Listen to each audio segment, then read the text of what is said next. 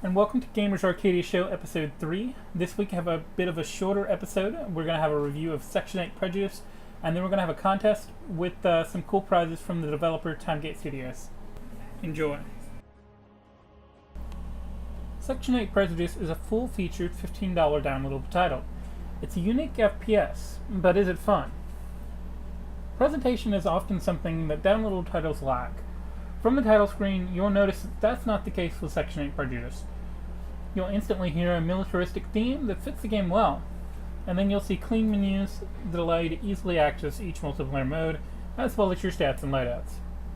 Once you're into one of the game's multiplayer modes, you can see two options to spawn, a map of the current battle, as well as who's in your squad and your loadout.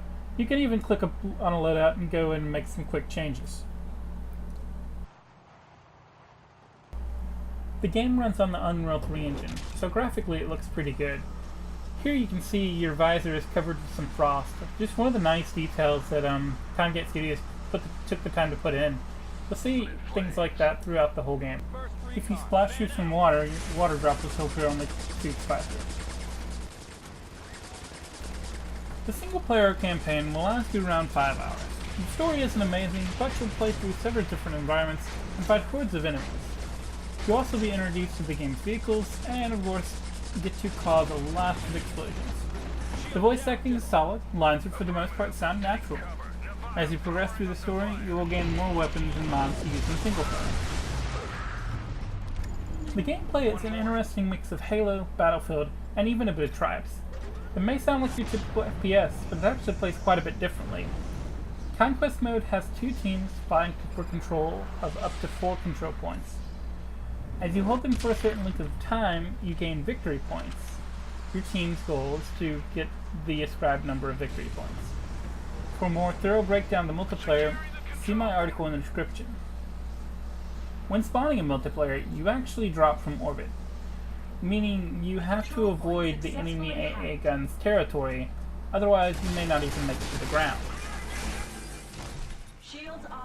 The game's co-op mode is called Swarm, and in it you must defend a captured point against waves of bots for 15 minutes. As you go along, those waves will get tougher and tougher, and they could even start calling down mechs. During each multiplayer mode, you are also prompted by side missions called Dynamic Combat Missions, or DCMs. These vary in nature and can be anything from calling an airstrike to defend a certain location. They award your team victory points, if you can win them. Your actions in each mode earn you in-match money, and that allows you to call down deployables.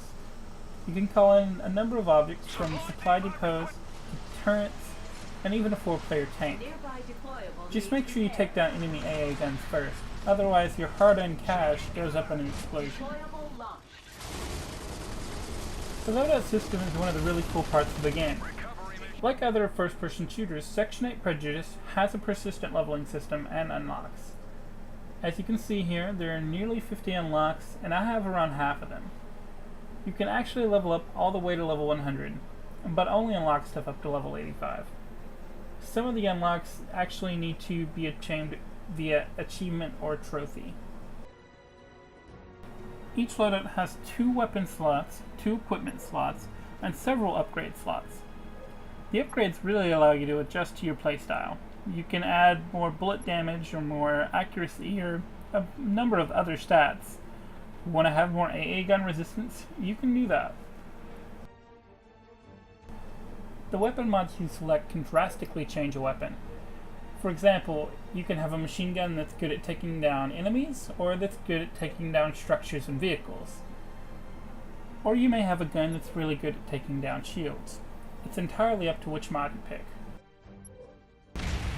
Obviously, the best choice for you is going to depend on your playstyle, but I will recommend taking something to take out turrets and whatnot, as that can make taking over a base much easier. Section 8 Prejudice ends up being a very fun game. It's different from other FPS, and it's hard to knock the $15 price tag. I'm sure I could find something to nitpick, but I'm not going to.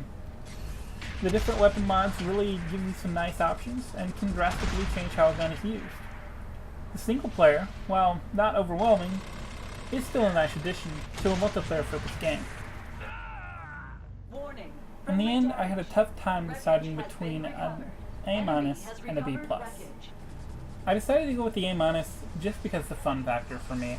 I really did enjoy this game a whole lot. That's why I wrote the article that you see in the description in the first place. So, Double XP Weekend, here I come. Alright guys, and I really hope you enjoyed the Section 8 Prejudice review. I had a lot of fun with the game, and so I wanted to tell you guys about it.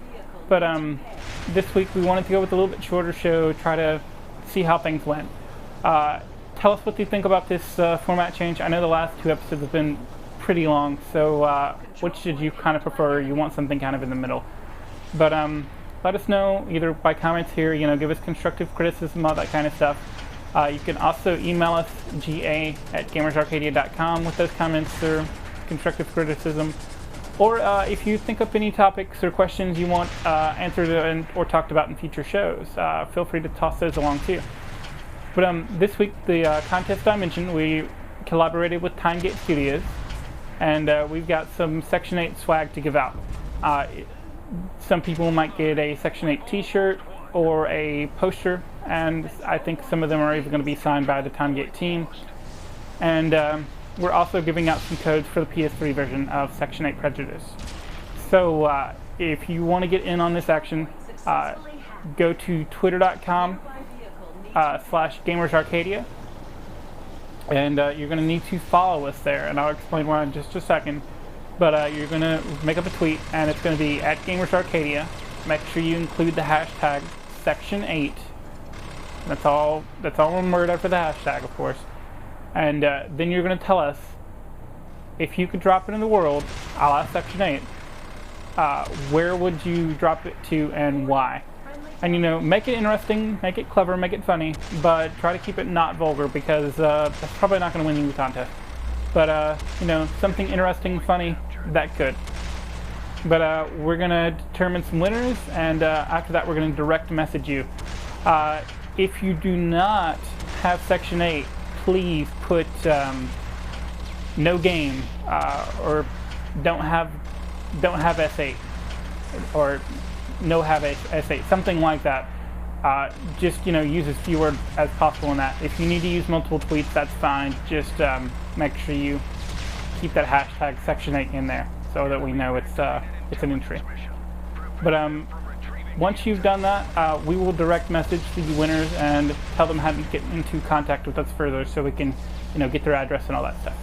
But with that, we are out for this week, guys, and I hope you enjoyed the show. Like I say, I encourage you to check out our Twitter and website and Facebook and all that. And this is GamersArcadia.com, and we are signing out.